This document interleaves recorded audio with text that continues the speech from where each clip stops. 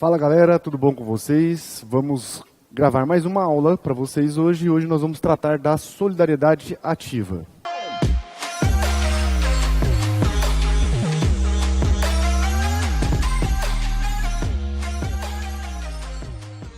O tema da nossa aula de hoje é sobre solidariedade ativa e vamos ao conceito de solidariedade ativa. O que é a solidariedade ativa? Na verdade aqui, pessoal, nós vamos ter uma pluralidade de credores. Então, pessoal, se você entendeu, na verdade, a solidariedade passiva, fica fácil de você compreender a solidariedade ativa, né? Então, o que nós vamos ter aqui, então, na verdade, pessoal? Nós vamos ter aqui, então, vários credores que vão aí ser titulares de créditos em relação ao devedor, sendo que, na verdade, nós vamos ter aqui nessa relação uma situação em que, apesar de cada credor ter direito apenas à sua cota à parte, mas, na verdade, ele vai poder cobrar toda a prestação do devedor. Então, a solidariedade ativa, pessoal, é aquela situação onde nós vamos ter uma pluralidade de credores, sendo que, na verdade, cada credor pode cobrar toda a dívida do devedor, apesar de efetivamente só ter direito à sua cota à parte, certo? Então, pessoal, um exemplo de solidariedade ativa é quando nós temos num contrato de locação dois locadores. Então, nesses dois locadores, nós vamos ter aqui pluralidade de credores em face do locatário, que é o devedor do aluguel. E por causa dessa situação aí, pessoal, nós vamos ter algumas consequências, né? Então, vamos lá continuar nessa ideia aqui. Primeira questão que a gente tem que analisar, pessoal, direito do credor. Quais são os direitos do credor? Veja, pessoal, na verdade, o artigo 267 do Código vai trazer para nós, pessoal, a ideia geral do direito do credor. O que o artigo 267 fala para nós? Cada um dos credores solidários tem o direito a exigir do devedor o cumprimento da prestação por inteiro. Ou seja, pessoal, cada um dos credores que nós vimos aqui, cada um desses credores aqui, tem direito de exigir a nossa prestação por inteiro. Então, pessoal, o credor 1, ele tem o direito de exigir a prestação por inteiro do devedor. E disso daí, pessoal, nós temos algumas consequências. Por exemplo, qualquer um dos credores pode intentar medidas para proteger o crédito. Por exemplo, uma ação pauliana. Qualquer um dos credores tem legitimidade para ingressar com uma ação pauliana contra o devedor em caso de fraude contra credores. Outro detalhe importante, pessoal, é que em caso de mora, se o devedor em regra, estiver em mora para o credor 1, também vai estar em mora para o credor 2 e em mora para o credor 3. Então, isso é consequência do direito do credor. Só que essa consequência dos direitos do credor, pessoal, gera também uma outra situação, que é a questão, duas questões na verdade, a extinção da solidariedade e o pagamento parcial. Extinção da solidariedade e o pagamento parcial. O que acontece, pessoal? Dois pontos interessantes e dois pontos importantes nessa situação aqui. Primeiro detalhe que nós temos que observar, pessoal, é o que está no artigo 268 do Código. Enquanto alguns dos credores solidários não demandarem o devedor comum, a qualquer daqueles poderá este pagar. Então, o artigo 268 do nosso Código, pessoal, vai falar o seguinte, ó, antes da ação, antes de uma ação de cobrança, por exemplo, o nosso devedor pode pagar para qualquer credor. E veja, pessoal, que aqui tem uma diferença em relação à obrigação indivisível. Por quê? Porque lá na obrigação indivisível, o devedor só poderia pagar para o credor se tivesse ratificação dos demais. Aqui não, pessoal. Aqui ele pode pagar para qualquer um, sem ratificação, sem nada. Mas só que esse artigo, pessoal, gera uma interpretação inversa. Depois da ação, o devedor, ele só vai poder pagar, o devedor só pode pagar para o autor da ação. Então, pessoal, importante essa regra aqui. Antes da ação, o devedor pode pagar para o credor 3. Mas, depois da ação, se o credor 1 entrou com a ação, o devedor só vai poder pagar para ele. Certo, pessoal? Então, isso é um detalhe importantíssimo. Antes da ação, posso pagar para qualquer um. Depois da ação, só para o credor que entrou com a ação. Ok? Outro ponto importante, pessoal, aqui desse tema é o artigo 269. E o artigo 269 vai falar para nós o seguinte, pessoal. O pagamento parcial extingue parcialmente a dívida. Olha lá o artigo 269. O pagamento feito a um dos credores solidários extingue a dívida até o montante do que foi pago. Ou seja, pessoal, pagamento parcial, extinção parcial. Traduzindo isso, pessoal, se o nosso devedor pagou 50 para o credor 1, então, pessoal, a nossa dívida agora vai continuar na obrigação solidária em relação a 100. Então, se o nosso credor recebeu 50, vai continuar a dívida em relação a 100. Isso é pagamento parcial. Outro ponto que a gente tem que considerar aqui na obrigação solidária ativa é o efeito da morte na solidariedade. A ideia aqui, pessoal, é a mesma da solidariedade passiva, tá? Então a gente vai lá no artigo 270 do Código e ele vai trazer para nós a mesma ideia da solidariedade passiva. Só que aqui, pessoal, tem um nome específico, o efeito da refração do crédito. Fenômeno da refração do crédito. Olhem lá o artigo 270, pessoal. Se um dos credores solidários falecer deixando herdeiros, cada um destes só terá direito a exigir e receber a cota do crédito que corresponder ao seu quinhão hereditário, salvo se a obrigação for indivisível. Então, pessoal, por esse fenômeno da refração do crédito, nós temos uma regra. Qual é a regra? A regra, pessoal, a ideia é a mesma da solidariedade passiva. Aqui, o que vai acontecer? Cada herdeiro só vai ter direito de exigir a sua cota no quinhão hereditário. Então, pessoal, a morte extingue a solidariedade entre os herdeiros, certo? E esses herdeiros aqui, pessoal, só podem exigir a cota do quinhão hereditário, certo? Então, pessoal, voltando lá naquele exemplinho nosso lá, credor 1, 2 e 3, em face do devedor, na solidariedade lá de 150, o que vai acontecer, pessoal? Ó, esse credor aqui, ele tem dois herdeiros, filho 1 e filho 2, certo? E aí, esse credor aqui, ele morre. O que vai acontecer, pessoal? Em relação a esses dois aqui, a solidariedade permanece. Mas em relação a esses daqui, a solidariedade está extinta. Traduzindo isso, pessoal, significa dizer que devedor e o herdeiro filho 1 só vai poder cobrar 1/6 da dívida. Por quê? Porque o credor 3, ele tinha 1/3 desse crédito. Então, em relação aos herdeiros, a solidariedade está extinta. Ele só vai poder exigir a cota do seu quinhão, ou seja, 1/6, certo? Só que essa regra, pessoal, ela tem exceções. Quais são as exceções?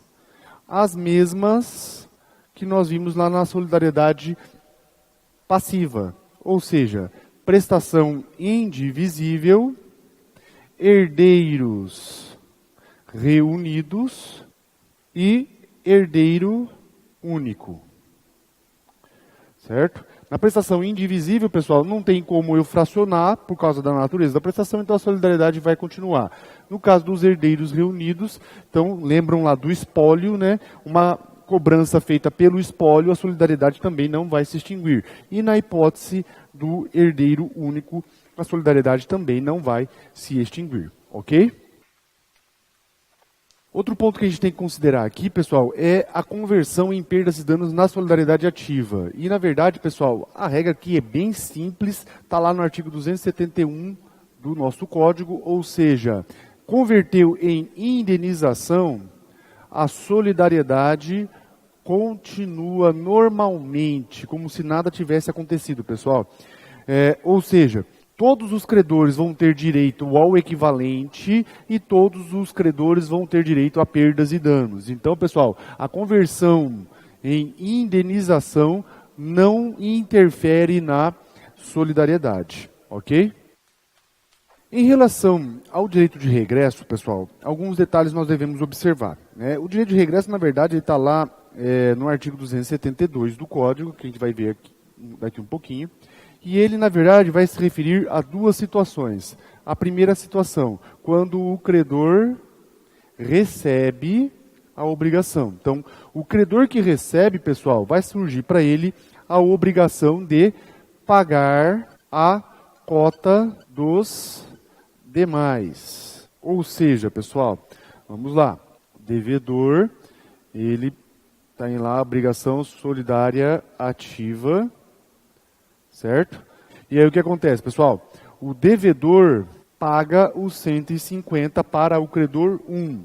O que vai acontecer? Esse credor 1 aqui agora, pessoal, ele vai se tornar devedor e ele vai dever a cota dos demais credores. Ou seja, ele vai ter que pagar 1/3 para esse daqui e 1/3 para esse daqui, certo? Isso é o direito de regresso na solidariedade ativa, ok? Isso aqui, pessoal, a ideia é a mesma lá da solidariedade passiva. O problema é que aqui, pessoal, o artigo 272 se refere a uma outra situação, que é quando o credor faz a remissão. O credor faz a remissão da obrigação. E agora sim, nós vamos ler o artigo. O credor que tiver remitido a dívida ou recebido o pagamento responderá aos outros pela parte que lhes cabia. E aí, aqui então, pessoal, nós temos que observar um detalhe. A remissão regra na solidariedade ativa é diferente da solidariedade passiva. Lá, nós vimos que a remissão regra é a remissão parcial. Aqui, a remissão regra é a remissão total. Significa dizer, pessoal, que se o credor 1 perdoa o devedor, em regra, ele não está perdoando apenas a cota dele, ele perdoa tudo. E se ele perdoa tudo, pessoal, o que vai acontecer? Ele vai ter que pagar a cota dos demais. Então, pessoal, o credor perdoou o devedor R$ 150, ele perdoou a dívida, ele vai ter que pagar a cota dos demais. Por quê? Porque ele só tinha direito a 50. Ele não poderia perdoar tudo. Mas se ele perdoou, ele tem que pagar a cota dos demais. Como que faz para o credor não perdoar tudo, pessoal? Bem simples, ele tem que deixar expresso que ele está perdoando apenas e tão somente a cota dele, credor 1. Se ele não fizer isso, a remissão é total. Ele perdoa toda a dívida, ok? Para a gente finalizar, pessoal, a gente tem que ver a questão das defesas gerais e comuns na solidariedade ativa. Também aqui, pessoal, a ideia é a mesma da solidariedade passiva, só que a gente vai inverter o lado. Então, lá a gente falava que as defesas poderiam ser alegadas pelo devedor. Aqui é o contrário. Aqui as defesas podem ser alegadas contra o credor. Então a gente vai mudar a preposição da expressão. A gente vai lá no artigo, pessoal, 273 do Código. E ele vai falar para nós o seguinte, ó, duas situações. Defesas comuns e defesas pessoais. As defesas comuns, pessoal, podem ser alegadas contra todos os credores. Já as defesas pessoais só podem ser alegadas contra a pessoa do credor. Só pode ser alegada contra a pessoa do credor que provocou a defesa. Então, pessoal, vamos lá, ó. Credor 1, credor 2, credor 3, devedor. Solidariedade de 150. que vai acontecer, pessoal? Vamos supor que aqui nós temos um vício de forma, ou seja, uma nulidade absoluta. A minha pergunta, contra quem o devedor pode alegar? O credor 1 entrou com ação contra o devedor. O devedor pode alegar essa matéria, forma, defeito de forma, contra o credor 1? Sim. Por quê, pessoal? Porque defeito de forma é defesa comum, ok? Então não vai poder ser alegada. Agora, pessoal, vamos supor que o credor 3, quando ele assinou a obrigação, ele tinha 17 anos. E o credor 1 entra com ação contra o devedor. Pode o devedor alegar contra o credor 1 os 17 anos do credor 3? Não. Por quê? Porque a incapacidade é matéria de defesa pessoal. Então ele não vai poder alegar. Certo, pessoal? Então a regra é bem simples. Se a defesa é comum, eu posso alegar contra todos os credores. Se a defesa é pessoal, eu só posso alegar contra o credor que provocou essa matéria de defesa. E isso, pessoal, é parecido com a solidariedade passiva. A diferença, pessoal, está no artigo 274. Lá no artigo 274, pessoal, nós vamos ter a seguinte situação. O julgamento contrário a um dos credores solidários não atinge os demais, mas o julgamento favorável aproveita-lhes sem prejuízo da exceção pessoal que o devedor tenha direito de invocar em relação a qualquer deles. Traduzindo isso, pessoal, eu tenho que aqui considerar dois tipos de julgamento: julgamento favorável e julgamento contrário. O artigo começa falando julgamento contrário a um dos credores solidários. Então, julgamento contrário, pessoal, é julgamento improcedente. Traduzindo, o nosso credor perdeu a ação. Nessa situação aqui, pessoal, o julgamento não atinge a todos. Significa então, pessoal, credor 1 entrou com ação contra o devedor e o juiz julgou improcedente a ação contra o credor 1. Pode o credor 2 entrar com a ação de novo? Pode. Por quê? Porque o julgamento improcedente não atinge a todos os credores, ok? Agora, o julgamento procedente é diferente, pessoal. O julgamento procedente, eu vou ter duas situações. Se esse julgamento for procedente com base numa defesa comum, atinge a todos. Então, vamos supor o seguinte. O credor 1 entrou com ação contra o devedor. O devedor, na defesa dele, falou que esse negócio era nulo por defeito de forma. E o juiz chegou na sentença e falou: ó, senhor devedor, o senhor está errado, não tem defesa de forma, julgo procedente o pedido do credor 1. Veja, pessoal, que essa procedência foi com base num vício de forma, uma defesa comum. Então, nessa situação, esse julgamento procedente vai atingir a todos. Vai ser procedente para o credor 1, para o credor 2 e para o credor 3. Agora, pessoal, um julgamento procedente com base numa defesa pessoal não atinge a todos. Traduzindo isso, pessoal, veja que o credor 1 entrou com ação contra o devedor. Pode o devedor alegar contra o credor 1 a incapacidade do credor 3? A gente já viu aqui que não.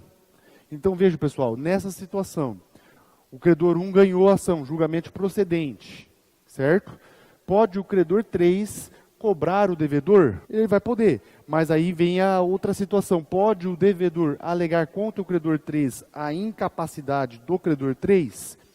Pode. Por quê, pessoal? Porque essa incapacidade aqui não foi discutida aqui, porque é matéria de defesa pessoal. Então, pessoal, se a matéria é de defesa pessoal, o julgamento não vai atingir a todos. Certo, pessoal? Isso, então, é a solidariedade ativa. Para a gente encerrar a nossa aula, pessoal, a gente vai comentar um pouco a solidariedade mista. Vejam, pessoal, o que é a solidariedade mista? Solidariedade mista é um conceito bem simples, pessoal. Nada mais é do que a solidariedade ativa mais a solidariedade passiva. Ou seja, eu vou ter na minha obrigação, pessoal, mais de um credor e mais de um devedor. Naquele gráficozinho, então, nosso, vai ficar assim, ó. Vejam, pessoal. Isso aqui, solidariedade mista. Solidariedade passiva mais solidariedade ativa. Exemplo, pessoal, num contrato de locação, onde nós temos 2 locadores e 2 locatários. 2 locadores, credores, 2 locatários, devedores. Todos os devedores devem toda a obrigação para todos os credores, que podem exigir toda a obrigação de todos os devedores. Isso é solidariedade passiva. Vejam que, na verdade, pessoal, a solidariedade passiva, aliás, solidariedade mista, desculpa, né? Vejam que a solidariedade mista, na verdade, ela não está prevista no código. Como é que faz para a gente resolver os problemas da solidariedade mista? Pessoal, se o problema é do lado dos credores, eu vou resolver pelas regras da solidariedade ativa. Se o problema é do lado dos devedores, eu vou resolver pelas regras da solidariedade passiva. Isso é a solidariedade mista, certo, pessoal? Então, espero aí que vocês tenham compreendido esse tema. Se restou aí alguma dúvida, pode deixar aí nos comentários ou através dos nossos canais, beleza? Não deixe de curtir esse vídeo, se você gostou, compartilhar com seus amigos, ok, pessoal? E continue aí acompanhando as nossas aulas no nosso canal, beleza? Então, até o próximo vídeo.